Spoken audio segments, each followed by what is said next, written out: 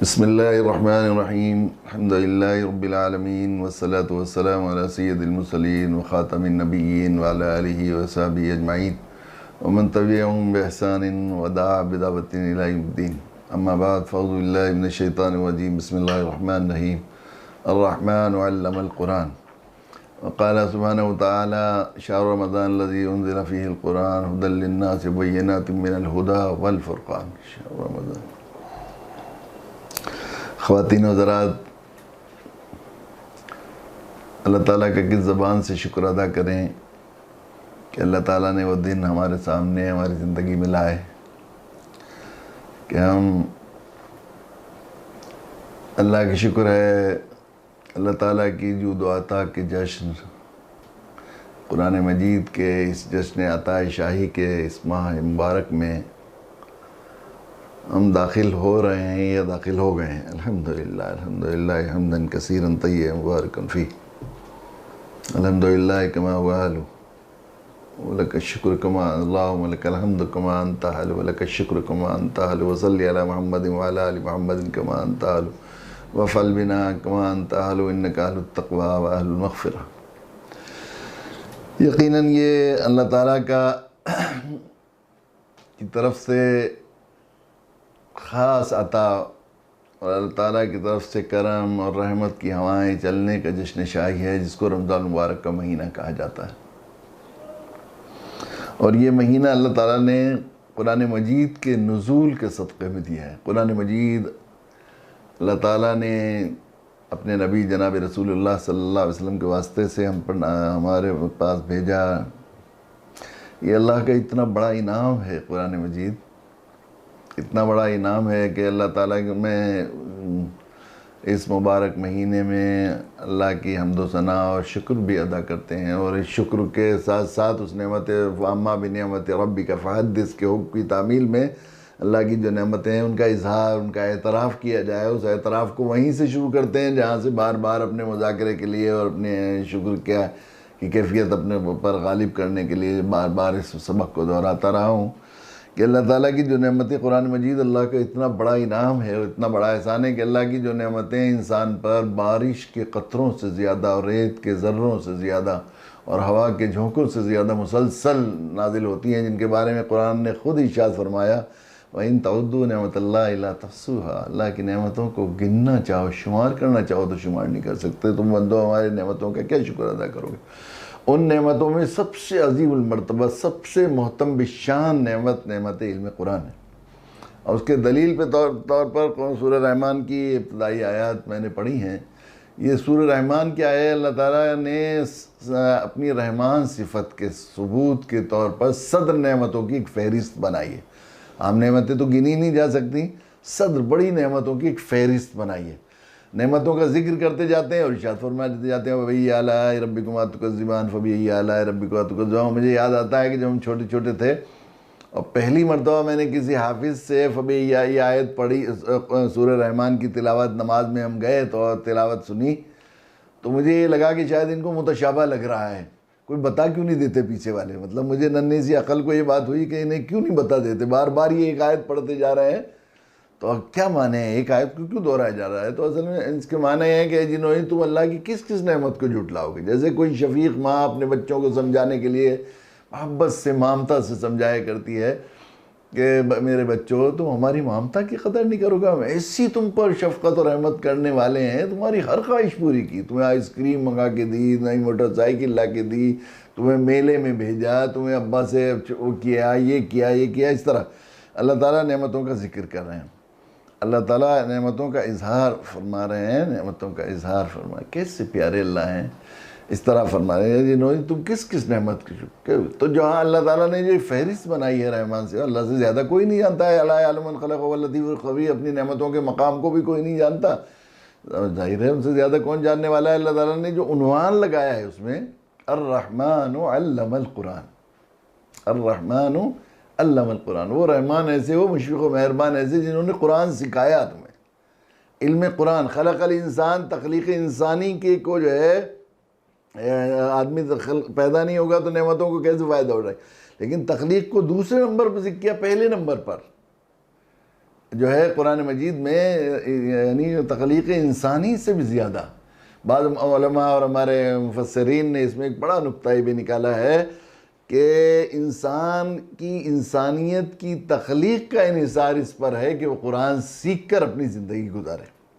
انسان کی انسانیت کا انحصار اس پر ہے، جب تک وہ قرآن سیکھے گا نہیں یا قرآنی علوم کو جانے گا نہیں، قرآنی ضابطے اور قاعدے کے مطابق زندگی گزارنا سیکھے گا نہیں، اس وقت تک وہ حیوانوں سے بھی زیادہ بدتر ہے۔ انسان کی تخلیق اور انسان کی پیدائش اور خلقت اس کی انسانیت کی اس پر منحصر ہے کہ وہ قرآن کو جانے اور قرآن کو سیکھے اور پڑھے اور اس پر عمل کرے، قرآن کے مطابق زندگی گزارے۔ تو ایسی بڑی نعمت ہے۔ ہم لوگ مدرسے کے لوگ ہیں، اور میں اکثر اس سلسلے میں ذکر کیا کرتا ہوں کہ مدرسے کے اشتہار ہم دیکھتے ہیں، اور میں جب آیت کو پڑھوں وہاں بہت سے شرکاء کے نام لکھ کے رہتے ہیں، بلبل ہند، مقرر شعلے بیاں، فلاں فلاں، اور نعت مداح رسول اور فلاں، اور اوپر ایک صدر جلسہ کا نام لکھا، زیر صدارت صدر الصدور، فدائے ملت، صدیق دوراں، مفکر اسلام، بڑے بڑے علماء کے۔ تو میں جس آیت کو قرآن مجید کی اس آیت شریفہ کو پڑھتا ہوں، سورہ رحمان کو، خاص طور صورت کو، تو مجھے خیال ہوتا ہے کہ اللہ تعالیٰ ایسا فرما رہے ہیں کہ تمام صدر نعمتیں زیر صدارت، صدر الصدور نعمت عظمیٰ، نعمت علم قرآن، اللہ کے نبی صلی اللہ علیہ وسلم کے ایک فرمان سے بھی اس کی تصدیق ہوتی ہے۔ اللہ کے نبی صلی اللہ علیہ وسلم نے، امام احمد بن حنبل نے حضرت ابو ہریرہ رضی اللہ تعالیٰ عنہ سے ایک روایت نقل کی ہے کہ اللہ تعالیٰ نے جس شخص کو نعمت علم قرآن سے نوازا، قرآن کا عالم بنا دیا، قرآن کا مفسر بنا دیا، قرآن کا حافظ بنا دیا، قرآن کا محقق بنا دیا اللہ تعالیٰ نے، وہ کسی دوسرے شخص کو جس کو کوئی دوسری نعمت دی گئی، چاہے دینی یا دنیاوی، بادشاہ بنا دیا، بڑی دولت دے دی، حسین صورت دے دی، اچھی آواز دے دی، بڑی شہرت دے دی دنیا میں، یا دینی اعتبار سے کوئی اور نعمت دے دی، پیر بنا دیا، کوئی اور ولایت کا اعلیٰ درجہ دے دیا اسے، تو اس نے اسے رشک کی نگاہ سے دیکھا، یہ حسرت کی کہ میرے پاس تو یہ نعمت ہے ہی نہیں۔ اللہ کے نبی فرماتے ہیں اس نعمت عظمیٰ کی اس نے توہین کی جو اللہ نے اپنے فضل خاص سے اس کو عطا فرمائی۔ جس کو قرآن مجید کا علم دے دیا گیا، وہ کسی دوسری نعمت عظمیٰ نعمت کو دینے والے کو رشک کی نگاہ سے دیکھے، جس کے پاس دوسری نعمتیں ہیں، تو وہ بالکل ایسا ہے جس کو کسی کو سونے کے پہاڑ دے دیے اور وہ کوڑیوں والے یا چار آنے والے پر حسرت کرے، ہمارے پاس تو چار آنے ہی نہیں۔ اتنی اس کی ایک عقلی توجہ بھی ہے۔ اصل میں انسان کی فطرت و مزاج، چونکہ اللہ تعالیٰ نے وَسَخَّرَ لَكُم مَا فِي السَّمَاوَاتِ وَمَا فِي الْأَرْضِ جَمِيعًا مِّنْهُ، اس کو صدر کائنات، اس پوری کائنات اور مخلوق کی اس بارات کا دولہا بنایا، اسی کے لیے بنایا۔ تمام کو اے بندو، ہم نے زمین و آسمان کی ساری نعمتیں تمہارے لیے دی ہیں۔ تو انسان کی فطرت اور مزاج ایسا بنایا ہے کہ یہ کوئی بڑی سے بڑی نعمت سے بھی انسان تبھی فائدہ اٹھا سکتا ہے جب اسے اس نعمت کے استعمال کا صحیح طریقہ اور قانون معلوم ہو، اور اس کی توفیق بھی ہو، بڑی سے بڑی نعمت کی۔ اگر اسے طریقہ معلوم نہیں، بہت قیمتی جہاز آپ کے پاس ہے، اس کو طریقہ استعمال معلوم نہیں ہے، اس کو اڑانے کا طریقہ معلوم نہیں، تو آپ کے لیے ڈبہ ہے۔ کروڑوں روپے کی گاڑی خریدی اور آپ کو اس کا طریقہ، اس کا قانون نہیں، ڈرائیونگ کے اصول معلوم نہیں ہے، اور آپ نے سیکھا نہیں ہے اس کا چلانا، تو یقیناً وہ کس کام کی ہے؟ آپ کے کسی کام کی نہیں ہے۔ طریقہ معلوم ہے، بعض دفعہ توفیق نہیں ہوتی، ایسا بھی ہوتا ہے کبھی۔ گاڑی آپ کروڑوں روپے کی گاڑی خریدی آپ نے اور گاڑی میں چلے جا رہے ہیں، تو اس کے ضابطوں اور قاعدے، بہت سے قاعدے ضابطے ہیں، ان میں ایک قاعدہ یہ بھی ہے کہ سامنے سے کوئی رکاوٹ آ جائے تو فوراً ایکسیلیٹر سے پیر ہٹا کر بریک پر پاؤں رکھنے ہیں، اور اگر راستہ ہے برابر سے تو گھما کر بچا کر راستے سے نکل جانا ہے، اگر راستہ نہیں تو انتظار کرنا ہے۔ آپ کو معلوم بھی تھا طریقہ، آپ نے باقی سارے طریقے فالو کیا، لیکن ایک طریقے اس سلسلے میں یہ ہوا کہ اچانک آپ پہنچے، گاڑی کو 100 کی سپیڈ سے چلا رہے تھے، دیکھا وہاں کوئی پلیا ٹوٹی ہوئی ہے، یا کوئی گاڑی ٹرک جو ہے وہ ایکسیڈنٹ کا پڑا ہوا ہے، یا کوئی اور چیز پڑی ہوئی، پتھر پڑا ہوا ہے بڑا، تو آپ کے اوسان خطا ہو گئے۔ اور آپ کو کرنا تو یہ چاہیے تھا کہ آپ کو پاؤں ایکسیلیٹر سے ہٹا کر بریک پر پاؤں رکھیں۔ اکثر ایسا ہوتا ہے کہ ایکسیلیٹر ہی دب جاتا ہے۔ تو ابھی 100 کی سپیڈ سے گاڑی چل رہی تھی، 120 کی سپیڈ سے چلنے لگی، اور وہ ٹکرائی، اب نیچے گری یا کسی چیز سے گرے گی، آپ کی اس زندگی کے سفر کو قطع کر دے۔ کیوں ہوا؟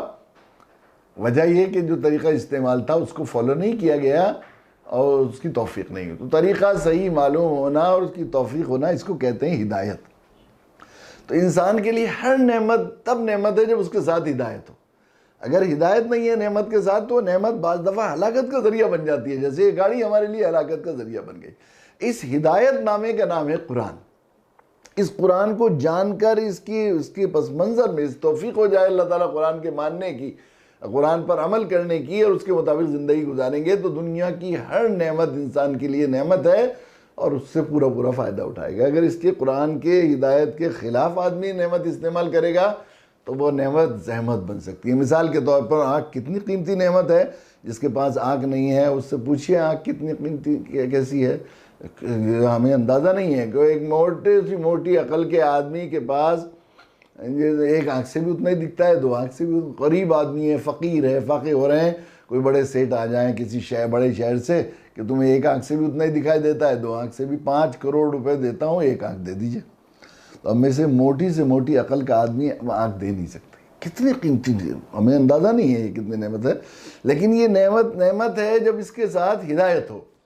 اگر ہدایت ہے اس نعمت کے ساتھ تو حدیث میں آیا مطیع اور فرمانبردار بیٹے کی ایک نگاہ، مطیع اور فرمانبردار بیٹے کی ایک نگاہ باپ کے چہرے پر، حدیث کے الفاظ بیٹے کی ہے لیکن شارحین نے لکھا ہے کہ بیٹی کی نگاہ بھی، اور باپ سے تو ماں کا درجہ اور زیادہ بڑا ہوا ہے، اس لیے کہ اللہ کے نبی صلی اللہ علیہ وسلم سے کسی نے پوچھا ہے نبی اللہ میری خیرخواہی ہمدردی کے سب سے زیادہ حقدار کون ہے، تو آپ نے فرمایا تیری ماں، پھر اس کے بعد فرمایا تیری ماں، پھر اس کے بعد فرمایا تیری ماں، اور روایت میں آتا ہے کہ اولاد پر اپنی سب سے پہلا حق، سب سے بڑا حق ماں کا ہے، اور بیوی پر سب سے بڑا حق شوہر کا ہے۔ یہ ہمیں دین نے رہنمائی کی ہے۔ تو مطیع بیٹا یا مطیع فرمانبردار ہو، بیٹی ہو یا بیٹا ہو، اپنے ماں یا باپ کے چہرے پر ایک نگاہ اللہ کے نبی صلی اللہ علیہ وسلم ارشاد فرمایا ایک مقبول حج کا ثواب رکھتی ہے۔ ایک صحابی نے عرض کیا نبی اللہ ماں باپ تو گھر میں رہتے ہیں، اگر آدمی 100 بار دیکھے، ایک روایت میں 70 بار دیکھے، تو اللہ کے نبی نے دونوں کو حدیثوں میں الگ الگ یہ بات فرمائی کہ اللہ کے خزانے میں کوئی کمی نہیں، 100 بار دیکھے 70 بار دیکھے 70 حج کا ثواب۔ اب آپ ایک حج کو دیکھیے، ایک حج کتنے میں ہوتا ہے؟ آپ 3.5-4 لاکھ روپے میں، اس سال تو بالکل ہی مشکل، اربوں روپے میں بھی ہونا مشکل ہو رہا ہے اس کی، لیکن 6 اور VIP حج ہوتے ہیں 12 کے، پھر مقبول ہوں گے کہ نہیں؟ آج کل ہمارے حج 100% یہیں سے حاجی صاحب لکھ دیا جاتا ہے تو اس کے مقبول ہونے کی امید نہیں، لیکن مقبول حج کا ثواب رکھتی ہے۔ تو 100 حج اگر آنکھ کے ساتھ ہدایت ہے تو آپ روزانہ 100 حج کا ثواب لکھ سکتے ہیں، اور اگر ہدایت نہیں تو حدیث میں بد نظری کا عادی، بد نظری کا مطلب کسی کے سطر کو دیکھنا، نامحرم کی طرف دیکھنا، کسی دیکھنے والا، اور بد نظری ہم اسے نہیں سمجھتے کسی کو حقارت سے، نفرت سے، کراہیت سے، کینہ کے نظر سے دیکھنا، یہ بھی بد نظری میں لکھا ہے علماء نے۔ تو وہ دیکھنے والے کو، عادی کو جو سزا دی جائے گی تو وہ دوزخ کی آگ میں تکوے گرم کر کے آنکھوں کو دھاگا جائے گا، کتنی تکلیف اذیت۔ تو یہی آنکھ اگر اس کے ساتھ ہدایت نہیں تو یہ نعمت کی جگہ زحمت بن جائے گی۔ اس لیے قرآن مجید ساری کائنات کی ساری نعمتوں کے نعمت اور ان سے فائدہ اٹھانے کے ضابطے اور قاعدے کا نام قرآن مجید ہے، یہ اللہ نے۔ اور اپنے اللہ کو، سب سے بڑی بات یہ ہے کہ اللہ سے تعلق، اللہ کی رضا، جنت میں حاصل، جنت جانے کا طریقہ، وہ سارا کا سارا قرآن مجید میں ہمیں یہ منشور عطا فرمایا ہے، اللہ کو راضی کیسے کیا جائے۔ اس لیے ہمیں اللہ سے محبت یوں بھی دیکھیے، قرآن مجید کی ایک حیثیت ہمارے لیے بہت مزے کی اور بہت ہی کشش کی یہ ہے کہ ہم لوگ سب صاحب ایمان ہیں، اور ایمان کا ایک جسم ہے، ایک روح ہے۔ جسم ایمان کا جسم ہے اور ایک ایمان کی ایک روح ہے۔ جسم ایمان کا یہ ہے کہ کلمہ آدمی لا الہ الا اللہ محمد رسول اللہ کی زبان سے اقرار کرے اور دل سے تصدیق کرے، اور ایمان کی روح ہے اللہ کی محبت۔ ومن الناس من يتخذ اندادا يحبونهم كحب الله والذين آمنوا اشد حبا لله، کہ یہ لوگ ہیں ناسمجھ احمق لوگ جنہوں نے اللہ کے علاوہ اپنے محبوب و پیارے بنا رکھے ہیں، لیکن اہل ایمان کی پہچان یہ ہے کہ ان کے دل میں اللہ کی محبت ساری محبتوں پر غالب رہتی ہے، اللہ کی محبت ساری محبتوں پر غالب رہتی ہے۔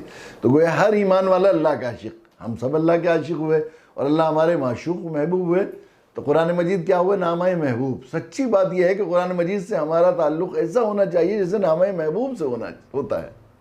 نامہ محبوب یہ محبت کے لائن کی چیز ہے، وہی آدمی سمجھ سکتا ہے جس کو کسی سے محبت ہو جائے یا اللہ سے محبت ہو جائے تو قرآن کی عظمت اور اس کا تعلق اس سے۔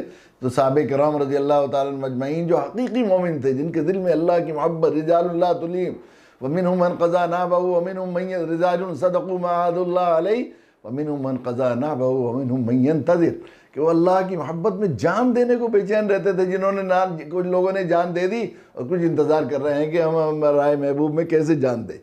یہ لوگ تھے، قرآن کو دیکھتے تھے بالکل دیوانہ وار، آنکھوں سے ٹپ ٹپ آنسو آ رہے، سر پر رکھتے تھے ھذا کلام ربی ھذا کلام ربی، یہ ہمارے محبوب رب کا کلام ہے، یہ ہمارے محبوب رب کا کلام ہے. تو اس کے ایک ایک لفظ سے ایسی محبت کسی سے ہو جائے، نامہ محبوب آئے تو ایک ایک لفظ کو کتنے کتنے معنی نکالتا ہے، کتنے غور کرتا ہے. مگر ہمارے کیسا مزہ کا خیز محبت ہے کہ 1400 سال ہو گئے ہیں ہمیں قرآن مجید نازل ہوئے، لیکن ابھی تک ہمیں یہی معلوم نہیں ہے کہ قرآن محبوب نے لکھا کیا ہے.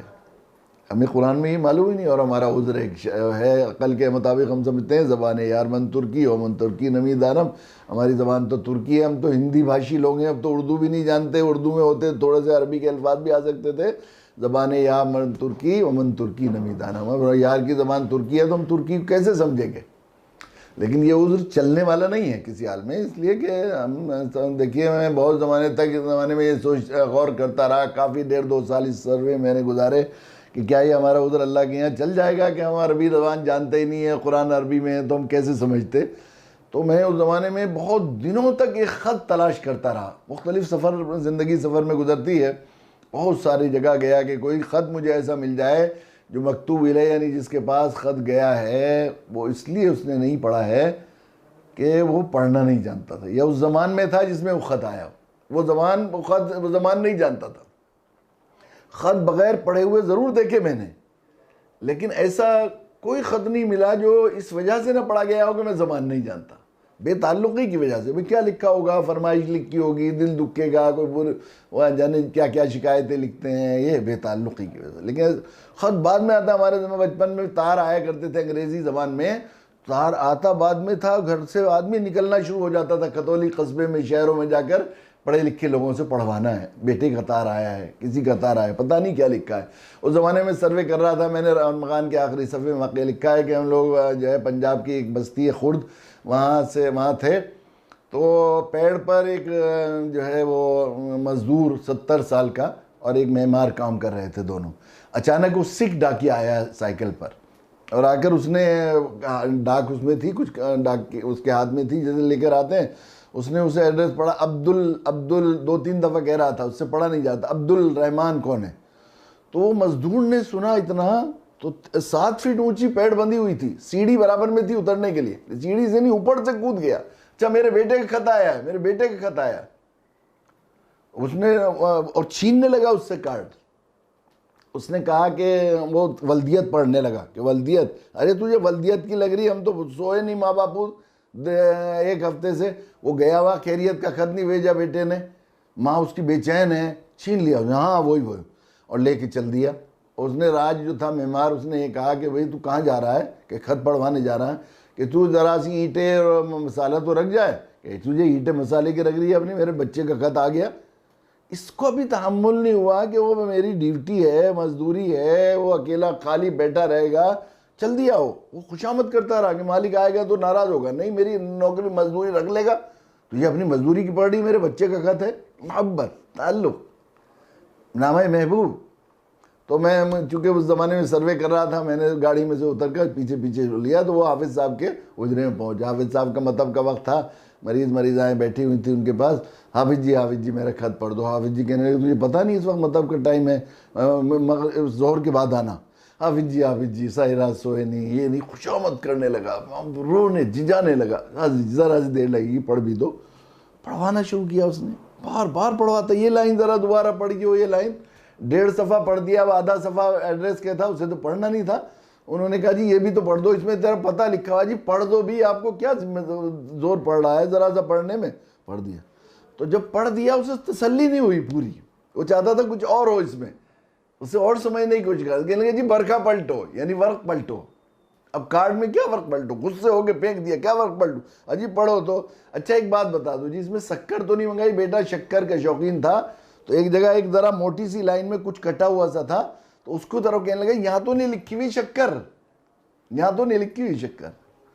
تو مجھے یہ خیال آیا کہ محبت تھی تو کیسا پڑھوا لیا، سب کچھ چھوڑ دیا. اللہ کے یہاں ہمارا یہ عذر کیسے چل سکتا ہے کہ ہم زبان جانتے نہیں، قرآن جانتے نہیں، تو ہم کس زبان یار من ترکی ہو. اللہ تعالیٰ حدیث میں آتا ہے کہ میدان محشر میں اللہ تعالیٰ شکایت فرمائیں گے کہ میرے بندو، میرے تمہارے دنیاوی محبوب کا، عزیزوں کا خط آتا تھا، تم ایک طرف چل کر کھڑے ہو کر پڑھنے لگتے تھے اور بار بار اس کے معنی نکالتے تھے. میں نے اپنا نامہ تمہیں بھیجا، تم نے افسوس کوئی اس کی قدر نہیں کی.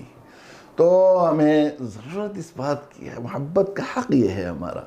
اور ہم اگر اللہ کی ہر نعمت سے فائدہ اٹھانا چاہتے ہیں، اللہ کو راضی کرنا چاہتے ہیں، تو یقیناً ہمارے لیے اس کے لیے کوئی راستہ نہیں اس کے علاوہ کہ ہم لوگ قرآن پڑھیں، قرآن کو سمجھیں، قرآن پر عمل کریں، قرآن کا حق ادا کریں. یہ ضروری ہے. اور یہ رمضان المبارک کی قدر بھی ہماری جبھی ہو سکتی ہے مکمل جب ہم اپنی رمضان المبارک کو قرآنی اختصاص، قرآنی انعماق، قرآن کی تلاوت، قرآن کو سمجھنے، قرآن کو پڑھنے، قرآن کا علم حاصل کرنے اور قرآن پر عمل کرنے اور قرآن کو دنیا انسانیت کو سکھانے کا جو ہے مشغلہ رکھیں گے. تو ہم لوگ آئیے کچھ اس سلسلہ شروع کریں گے کہ انشاءاللہ روزانہ یاد کرنے کے لیے قرآن کے سبق کو دہرائیں گے. انشاءاللہ ہم لوگ اس طرح پر روزانہ کا یہ وقت دوستوں اور ساتھیوں کا بہت اصرار تھا، تو میں نے بھی اپنے یہ سوچا کہ کچھ نہ کچھ تو یاد رہے گا جب یاد سنائیں گے، اور کچھ نہ کچھ یاد ہو جائے گا. ہو سکتا ہے اللہ کے کلام کی کوئی بات یاد ہو جائے اور اس کی وجہ سے باطن کی اور اندھیرے اور باطن کی سیاہی اور ظلمات کو اللہ تعالیٰ اپنے قرآن کے نور سے منور فرما دے. یقیناً یہ قرآن کا جشن ہے، بہت بڑی نعمت ہے ہمارے لیے. حضرت مولانا محمد احمد صاحب کا شعر مجھے یاد آتا ہے، بڑی محبت سے پڑھا فرمایا کرتے تھے: اگر آزاد ہم ہوتے نہ جانے پھر کہاں ہوتے، اگر آزاد ہم ہوتے نہ جانے پھر کہاں ہوتے، وہ مبارک عاشقوں کے واسطے دستور ہو جانا، مبارک عاشقوں کے واسطے دستور ہو جانا. یقیناً یہ علم حاصل کا، علم کا اور علم قرآن کا علم اصل علم ہے اللہ کے نزدیک. ذالک الکتاب، علماء نے لکھا ہے، قرآن شروع کیا اللہ تعالیٰ ذالک الکتاب، الکتاب، الکتاب کے معنی یعنی کتاب کہلانے کی حقدار اگر اس کائنات میں کوئی چیز ہے تو وہ صرف قرآن مجید ہے. اور کتاب ہی کے ذریعے علم، علم بالقلم علم الانسان ما لم یعلم، تو اللہ تعالیٰ نے جو ہے وہ یہ کتاب ہمیں عطا فرمائی ہے، ہم اسے پڑھیں اور سیکھیں. بڑے فضائل ہیں، اس لیے اللہ نے قرآن پڑھنے والوں کے، علم حاصل کرنے والوں کے بڑے فضائل ارشاد فرمائے. اللہ کے نبی صلی اللہ علیہ وسلم نے ارشاد فرمایا کہ 3 لوگ ایسے ہیں جو انبیاء کے ساتھ بغیر حساب کتاب کے جنت میں داخل ہوں گے. کتنی بڑی فضیلت ہے سیکھنے سکھانے کی، آپ بتائیے. انبیاء کے ساتھ یدخلون الجنت مع الانبیاء بغیر حساب. اس میں سب سے پہلے طلبۃ العلم فرمایا. سب سے پہلے کون؟ جو علم کے طالب علم کی طلب کرنے والے لوگ. جو ہے دوسرا جو ہے وہ ولد صالح مطیع، یہ محب، وہ لڑکا جو اولاد جو اپنے ماں باپ کی مطیع و فرما بردار ہو، اور وہ بیوی جو اپنے شوہر کی خدمت گزار و محبت کرنے والی ہوئی. 3 کے بارے میں فرمایا کہ یہ لوگ انبیاء کے ساتھ جنت میں داخل ہوں گے. آپ اندازہ کیجئے کتنی بڑی فضیلت ہے علم کے طلب کرنے والوں کی، کتنی بڑی فضیلت ہے، کتنی بڑی فضیلت ہے. اور دیکھیے اللہ تعالیٰ نے اپنے انبیاء علیہ السلام پر سلام بھیجا ہے قرآن مجید میں. دوسرے انبیاء علیہ السلام کے بارے میں فرمایا: سلام قول من رب، سلام علی نوح فی العالمین، سلام علی موسیٰ و ہارون، سلام علی ابراہیم، سلام علی الیاسین. سلام بھیجا اس طرح.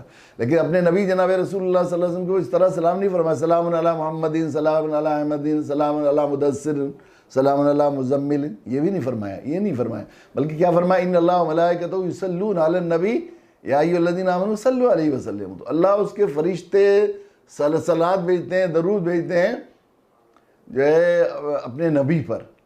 اللہ کے نبی صلی اللہ علیہ وسلم نے ارشاد فرمایا کہ ایک عمل کرنے والے وہ لوگ ہیں، دیکھیے جن کے بارے میں جو ہے میں وہی الفاظ استعمال کرتا ہوں. ایک خاص عمل اللہ کے یہاں ایسا مقبول ہے جن کے بارے میں وہی الفاظ استعمال کرتا ہوں جو اللہ نے مجھ پر درود و سلام کے لیے جو ہے استعمال کیے ہیں.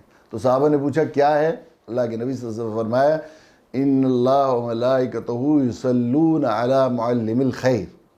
اللہ تعالیٰ اور اس کے فرشتے درود بھیجتے ہیں، اللہ کے فرشتے شاباشی بھیجتے ہیں، ان کو جو ہے ان پر رحمتیں بھیجتے ہیں جو معلم الخیر، خیر کے معلموں کے لیے، خیر کے معلموں کے لیے. کتنی بڑی بات. اللہ کے نبی صلی اللہ علیہ وسلم کا ایک ارشاد یہ بھی ہے کہ جو شخص طالب علم تھا اس کو موت آ جائے تو اس کے اور نبی انبیاء کے درمیان صرف 1 درجے کا فرق رہے گا، صرف 1 درجے کا فرق جنت میں۔ کتنی بڑی فضیلت ہے۔ تو رمضان مبارک کے اس بابرکت مہینے میں ہم لوگ جتنا زیادہ قرآن کے ساتھ اپنے آپ کو وابستہ کریں گے، قرآن کو سمجھنے کی کوشش کریں گے، قرآن کو پڑھنے کی کوشش کریں گے، قرآن کے ساتھ اپنے تعلق کو جوڑیں گے، اتنا زیادہ اللہ کے یہاں ہمارے رمضان قبول ہوگا، اور ہم یقیناً قرآن مجید کے اس جشن شاہی کی قدر کرنے والے ہوں گے۔ آئیے ارادہ کریں عرض کریں کہ ہم لوگ انشاءاللہ جو سبق بھی پڑھیں گے، سنیں گے، صحیح نیت کے ساتھ، اللہ کے تعلق اخلاص کے ساتھ، اللہ کی رضا کے لیے انشاءاللہ ہم لوگ سبق سنائیں گے، سبق سنیں گے، سبق یاد کریں گے، اور انشاءاللہ اس کو اپنی زندگی میں صحیح بات۔ ایک بات یہ بھی سمجھنی چاہیے کہ قرآن مجید کے ساتھ ہمارا تعلق جو ہے صرف پڑھنے پڑھانے کا نہیں ہوتا، بلکہ تمام قرآن مجید کے پڑھنے اور پڑھانے کی کتنی فضیلت ہے قرآن مجید پڑھنے اور پڑھانے کی، تو ہمیں اس کا جو ہے اصل میں من قام رمضان ایمانا واحتسابا من قام فی لیلۃ القدر ایمانا واحتسابا غفر له ما تقدم من ذنبہ، جو کھڑا ہوا تراویح میں اور جو لیلۃ القدر میں کھڑا ہوا، یہ کھڑا ہوا تو مطلب نماز میں کھڑا ہوا، تو نماز میں کھڑا ہوا تو اس میں قرآن کی تلاوت اس میں خود شامل ہے، تو بڑی فضیلت ہے۔ حدیث میں آتا ہے کہ جو ہے وہ قرآن مجید کی 1 حرف پڑھتا ہے، کتنی فضیلت ہے، 1 حرف قرآن مجید کا پڑھا جس نے، اسے 10 نیکیاں ملتی ہیں۔ اللہ کے نبی صلی اللہ علیہ وسلم نے ارشاد فرمایا، میں یہ نہیں کہتا الف لام میم 1 حرف، الف 1 حرف، لام 1 حرف، میم 1 حرف، تو گویا الف لام میم پر 30 نیکیاں، اور جو باوضو پڑھتا ہے اسے ہر حرف پر 40 نیکیاں کا ثواب ملتا ہے، اور جو اس میں پڑھتا ہے نماز میں کھڑا ہو کر پڑھتا ہے اس کو 70 نیکیوں کا ثواب ملتا ہے، اور رمضان مبارک میں ہر نیکی کا ثواب ملٹیپل 70 ہو جاتا ہے، تو 70 نیکیوں کا ثواب ملا، اسے آپ دیکھیے قرآن مجید، اور جو سنتا ہے حدیث میں آیا اسے دگنا ثواب ملتا ہے، جو سنتا ہے قرآن مجید، جو حافظ نہیں ہے وہ بھائی کیسے پڑھیں گے، تو یہ سوچیں بھائی یہ تو حافظوں کے لیے فضیلت ہے، جو سنتا ہے اس کو دگنا ثواب ملتا ہے، تو آپ اندازہ کیجئے کتنا اجر و ثواب ہوگا، اور پھر وہ حافظ یہ نہ سمجھنے لگے کہ میں تو سنا رہا ہوں تو میری فضیلت کم ہو گئی سننے والوں کی، لیکن الدال علی الخیر کفاعلہ، جو کسی خیر کا ذریعہ بنتا ہے اسے کرنے والے کے بقدر ثواب ملتا ہے۔ تو جتنے نمازی ان کے پیچھے سنیں گے، جتنے نمازی ان کے پیچھے قرآن مجید سنیں گے، اتنے جتنے ہر حرف پر 70 ہر حرف انٹو 70 ملٹیپل 70 اور 70 دونی 140 جو حساب ہوگا، کیلکولیشن لگانے کے لیے بہت بڑا کیلکولیٹر کی ضرورت ہوگی، تو اس کا جو اجر و ثواب جتنا سارے نمازیوں کو ملے گا اتنا مزید جو ہے وہ سنانے والے کو بھی ملے گا۔ اس سے میں یہ بھی بات عرض کیا کرتا ہوں کہ اماموں اور عالموں کے بارے میں آدمی کو، جو نماز پڑھانے والے لوگ ہیں یہ علماء، ان کی قدر و منزلت کو سمجھنا چاہیے۔ مقتدی کتنا بھی عبادت گزار ہو، وہ امام کے اجر و ثواب کے برابر نہیں پہنچے۔ بعض دفعہ ہوتا ہے کہ امام کو ذرا نفلیں کم پڑھتے ہوئے دیکھتے ہیں، یا جلدی مسجد سے چلا جاتا ہے، وہ ہو جاتا ہے، تو ہم لوگ وہ کرنے لگتے ہیں، اعتراض کرنے لگتے ہیں، اور یہ خود بھی اپنی نماز کے لیے بھی، اس لیے کہ جماعت کی نماز کا ثواب بڑا اجر و ثواب ہے، اس میں بڑی حکمتیں بھی ہیں۔ نماز کا ثواب بھی بہت اجر و ثواب رکھتا ہے جماعت کا ثواب، اکیلے نماز پڑھنے کے مقابلے میں بعض روایت میں آتا ہے 70 گنا ثواب ہے جماعت سے نماز پڑھنے کا، بعض جگہ 40 گنا ہے، 27 گنا ہے، الگ الگ روایتیں ہیں۔ تو خود نماز کو دوسری ایک اس میں یہ بھی حکمت ہے کہ بہت سارے لوگ نماز پڑھ رہے ہیں، ان میں کوئی مقبول بندہ ایسی نماز پڑھتا ہے کہ اس کے صدقے میں ہم جیسے گئے گزرے لوگوں کی نمازیں بھی قبول ہو جاتی ہیں، یہ بھی ہوتا ہے، نماز پڑھنے کا ثواب بڑا فضیلت۔ لیکن نماز کی جماعت سے نماز کے لیے شرط جو ہے، جماعت کی نماز کے لیے جو شرائط نماز ہیں ان میں یہ اقتداء کی نیت ہونا ضروری ہے، اور اقتداء کی نیت کا مطلب یہ ہے کہ میں اس امام صاحب کو اپنا پیشوا، اپنے سے افضل، محترم، نبی کا وارث، نبی کا نائب سمجھ کر، اس کو اپنے سر کا تاج سمجھ کر اس کے لیے، اس کے پیچھے امامت کی نیت کرتا ہوں۔ اگر ادنا حقارت یا اس کی طبیعت میں ذرا جو ہے کہ اس کی برائی یا اس کی تنقیص یا اس کی تنقید بھی ذہن میں آئی تو اقتداء کی نیت صحیح نہیں ہوگی۔ خود اپنی نماز کا بھی مسئلہ ہے، پھر کتنا درجہ ہے، آپ دیکھیے جتنے لوگ اس کے پیچھے نماز پڑھ رہے ہیں، آپ ساری رات نماز پڑھتے رہے، فرض کا جو ثواب ہے وہ نفل کا پہنچ ہی نہیں سکتا کسی طرح اس کے مقابل میں، تو آپ ساری رات شب بیدار رہیں گے تو آپ جو ہے وہ جو ایک فرض پڑھ لیا ہے وہ فرض پڑھ لیا، دوسرے فرض کے برابر ثواب نہیں کما سکتے۔ اور امام نے اگر 500 لوگوں کو نماز پڑھائی، امام نے 500 لوگوں کو نماز پڑھائی تو 500 فرض نمازوں کا ثواب اس کے نامہ اعمال میں لکھا جائے گا۔ تو آپ ساری زندگی عبادت کریں گے تو امام کے صرف نماز پڑھانے کا ثواب کے برابر نہیں ہو سکتا، پھر ہم ان کے پیچھے سمجھیں، ان کو یہ سمجھے کہ یہ ہمارے ان کو ذرا ان کے اوپر اعتراض کریں، ان پر تنقید کریں۔ تو میں یہ کہہ رہا تھا، دیکھیے یہی ایمان و احتساب کا مطلب یہی ہے کہ جو اللہ اس کے رسول کئی دفعہ سوچتے ہیں وہ اتنا اجر و ثواب کیسے مل جائے گا، یہ تو شوق پیدا کرنے کے لیے اللہ کے نبی نے بتا دیا ہے۔ تو دیکھیے ایمان کا مسئلہ ہے، جس طرح اللہ اس کے رسول نے جو بات اور جس چیز کا اجر اور جس چیز کی سزا جو قرآن میں بتائی گئی ہے، حدیث میں بتائی گئی ہے، بالکل میری آنکھوں دیکھی بات سے زیادہ سچی ہے یہ میرا حساب، بالکل 100%۔ دنیا والے اپنے حساب میں دھوکہ دے سکتے ہیں، لیکن اللہ نے جو وعدہ مجھ سے کر لیا ہے وہ اجر و ثواب مجھے ملے گا۔ 100% یقین کا نام ایمان ہے۔ تو ہمیں قرآن شریف، اب جب یہ ایمان کی یہ کیفیت ہوگی تو پھر نماز جب پڑھ رہا ہے اور پاؤں دکھ رہے ہیں، گرمی لگ رہی ہے، سارے دن کا روزہ رکھا ہے اور اللہ کے سامنے کھڑا ہوا ہے، تو اس میں کتنا مزہ آئے گا کہ مجھے کتنا اجر و ثواب مل رہا ہے، کتنا اس میں اکتائے گا نہیں، اس میں گھبرائے گا نہیں، بلکہ مزہ آئے گا۔ یہ ایمان و احتساب بہت بڑی نعمت ہے۔ آئیے ہم اس کا ارادہ کریں کہ اس مرتبہ ہم لوگ روزے بھی، نماز بھی، قرات بھی، تلاوت بھی، اور یہ پڑھنے پڑھانے کا جو سیکھنے سکھانے کا سلسلہ ہوگا ہمارا، یہ بھی اللہ کی رضا کے لیے کریں گے ایمان و احتساب کے ساتھ۔ حدیث میں آیا ہے کہ جس شخص نے ایک آیت قرآن مجید کی سیکھی اس کو 100 رکعت نفل کے ثواب سے زیادہ اجر لکھا جاتا ہے، اور جس نے ایک باب علم کا سیکھا، ایک باب علم کا مطلب یہ ہے کہ اس آیت کے بارے میں اس کے علوم، اس کے معنی، معارف، مطالب سیکھ لیے، کیا ہے قرآن سے مطلب ہے، تو یہ باب علم کا ہو گیا، تو اس کو 1000 رکعت نفل سے زیادہ ثواب ملے گا۔ حضرت شاہ ولی اللہ رحمۃ اللہ علیہ جو حجت الاسلام ہیں، علماء کے امام ہیں، قرآن و حدیث کی علم کے کا سارا سلسلہ حضرت شاہ ولی اللہ تک پہنچتا ہے۔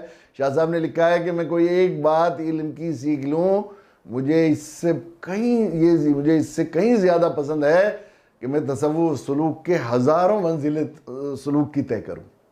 تو آدمی مقامات ہوتے ہیں سلوک کے کہ ہزاروں مقامات طے کروں، اس کے مقابلے میں مجھے ایک علم کی بات سیکھ لینا یہ زیادہ بہتر ہے، اس لیے کہ اس سے اللہ کی رضا اور اس کے اجر و ثواب کے بارے میں وہ واقف تھے۔